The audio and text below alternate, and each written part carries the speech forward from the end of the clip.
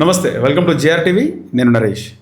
తెలంగాణలో పార్టీ మారిన ఎమ్మెల్యేలకు సంబంధించి చాలా రోజులుగా స్పీకర్ వద్ద పెండింగ్లో ఉన్నాయి. దీనికి సంబంధించి హాట్ నియోజకవర్గాలుగా ఉన్నటువంటి ఇటు ఖైరతాబాద్ కానీ అటు స్టేషన్ కన్పూర్కి సంబంధించి కడియం శ్రీగారికి, దానం నాగేందర్కి స్పీకర్ క్లీన్ చిట్ ఇవ్వడం జరిగింది. ఇదే అంశం మాట్లాడదాం. జేఆర్ టీవీ స్టూడియోలో senior journalist doctor Bharat Reddy గారు ఉన్నారు. సార్ నమస్తే. సార్ నమస్తే. సార్, ముఖ్యంగా ఇద్దరు ఎమ్మెల్యేలు అంటే దాదాపు అందరు ఎమ్మెల్యేలు కండువాగాపై పార్టీలో జాయిన్ అయినారు. దానం నాగేందర్ అయితే కాంగ్రెస్ పార్టీ గుర్తుపైన కూడా ఆయన సికింద్రాబాద్ లోక్సభకు పోటీ చేసిండు. ఇప్పుడు స్పీకర్ ఏమో వాళ్ళిద్దరూ బీఆర్ఎస్లోనే ఉన్నారు అని చెప్పేసి టెక్నికల్గా చెప్తున్నాడు. ఏం చెప్తారు? స్పీకర్ను చాలామంది ఏమనుకున్నారంటే మిగతా వాళ్ళ విషయంలో 8 మంది విషయంలో ఎలాంటి నిర్ణయం తీసుకున్నా వాళ్ళు పార్టీ మారలేదంటే ఏదో కారణాలు చూపిస్తారు అనుకున్నారు. కానీ ఖైరతాబాద్ దానం నాగేందర్ విషయంలో ఖచ్చితంగా ఒక నిర్ణయం తీసుకుంటారని చాలామంది భావించారు. దానికి కారణం ఏంటంటే మిగతా వాళ్ళ విషయంలో వాళ్ళు పార్టీ మారినట్టుగా ఎక్కడ రుజువు లేవని చెప్పడం జరిగింది. అదే వాళ్ళు కండువా కప్పుకున్నది ఇవన్నీ రుజువులు కాదని చెప్పి తాను భావించడం జరిగింది. కానీ దానం నాగేందర్ విషయంలో ఖచ్చితంగా రుజువులు ఉంటాయి, ఖచ్చితంగా పార్టీ మారినట్లుగా ధృవీకరించబడ్డదని చెప్పడం జరిగింది. దానికి కారణం ఏంటంటే బీఆర్ఎస్గా ఎమ్మెల్యేగా పోటీ చేసి గెలిచి లోక్సభ ఎన్నికలు 6 నెలల కాలం తర్వాత వచ్చిన లోక్సభ ఎన్నికల్లో కాంగ్రెస్ పార్టీ బీఫామ్ ఇస్తే, కాంగ్రెస్ పార్టీ అధ్యక్షుడు సంతకం చేసిన బీఫామ్ ఇస్తే సికింద్రాబాద్ లోక్సభ స్థానం నుంచి పోటీ చేసి ఓడిపోవడం జరిగింది. అంటే కాంగ్రెస్ పార్టీకి సంబంధించిన వ్యక్తిగా అక్కడ పరిగణించబడింది.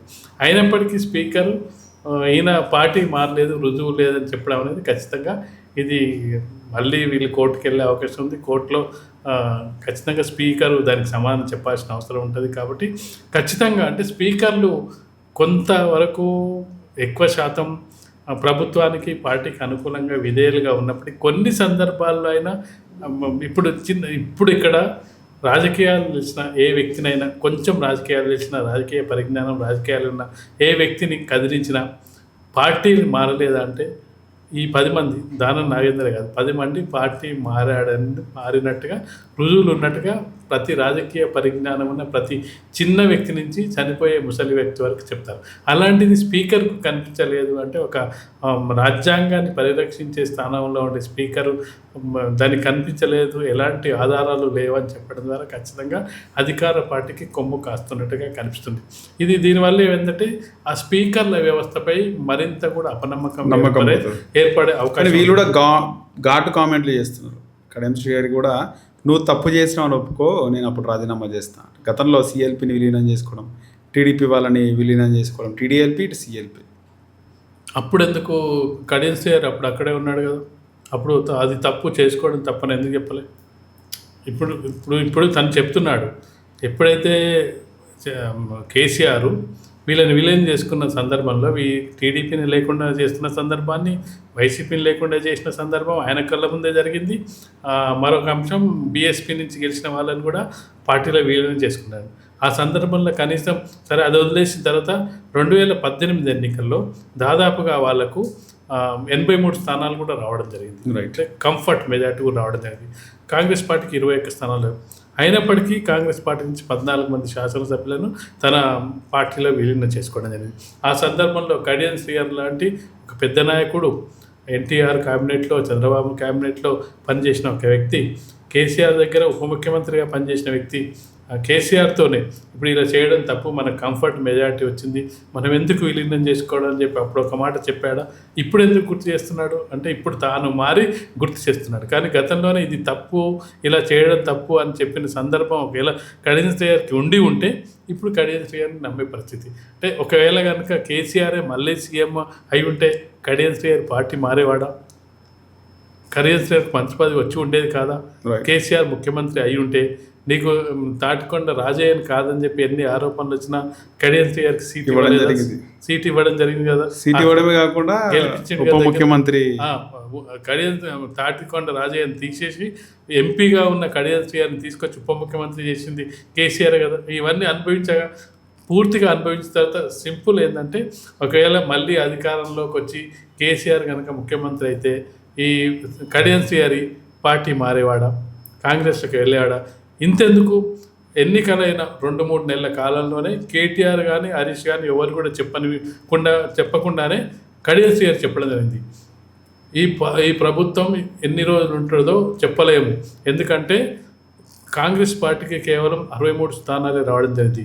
మాకు 39 స్థానాలు, అలాగే బీజేపీకి 8 స్థానాలు, ఈ ఎంఐఎంకు 7 స్థానాలు రావడం జరిగింది.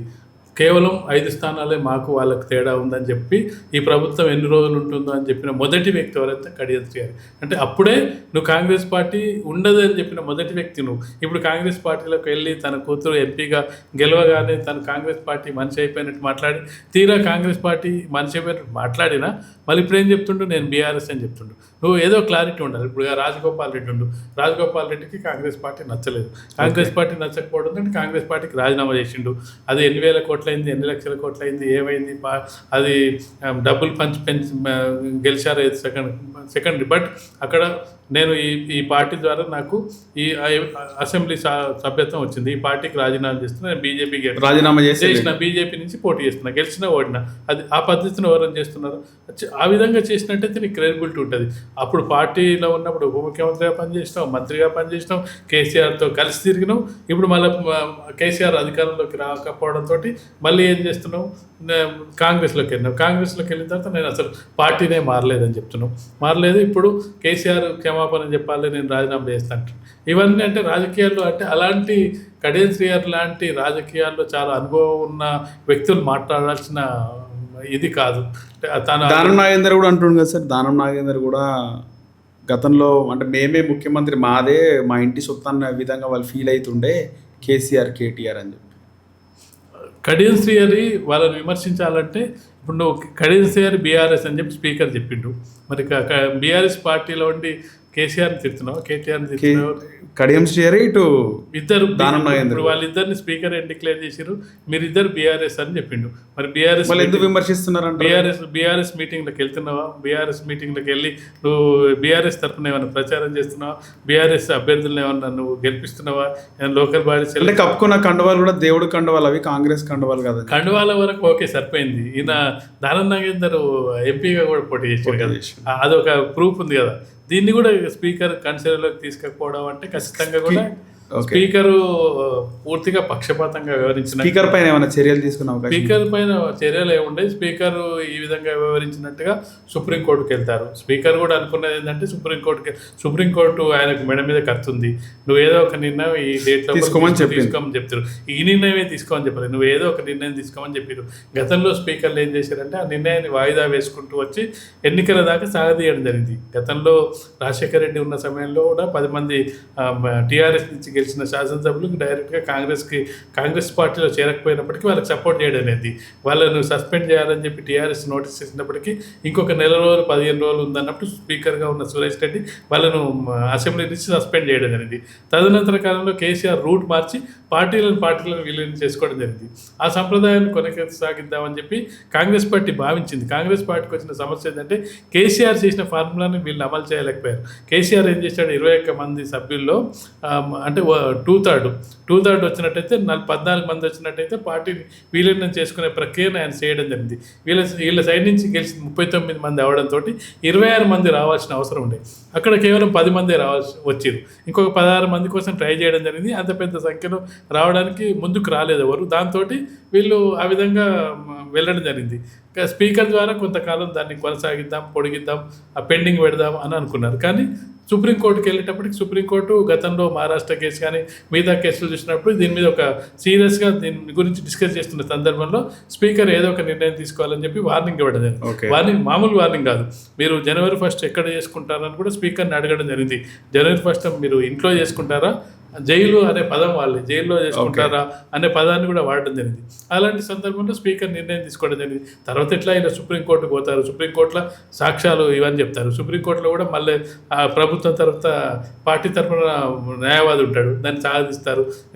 కోర్టు కేసులు ఏ విధంగా ఉంటాయి, ఇంకొక 2-3 ఏళ్ల కాలం, చివరిలో 2 ఏళ్ల కాలంలో సాగదీసిన తర్వాత అప్పుడు అనర్హత వేటు పడకపోయినా పెద్ద ప్రాబ్లం ఉండేది. స్పీకర్ కాకపోతే స్పీకర్ రాజ్యాంగబద్ధంగా వ్యవహరించలేదని చెప్పి సుప్రీంకోర్టు కొన్ని అక్షంతలు ఇస్తుంది. వీటన్నిటికీ మానసికంగా సిద్ధమైనట్టుగా మనకు కనిపిస్తుంది. రైట్ సార్, ధన్యవాదాలు సార్.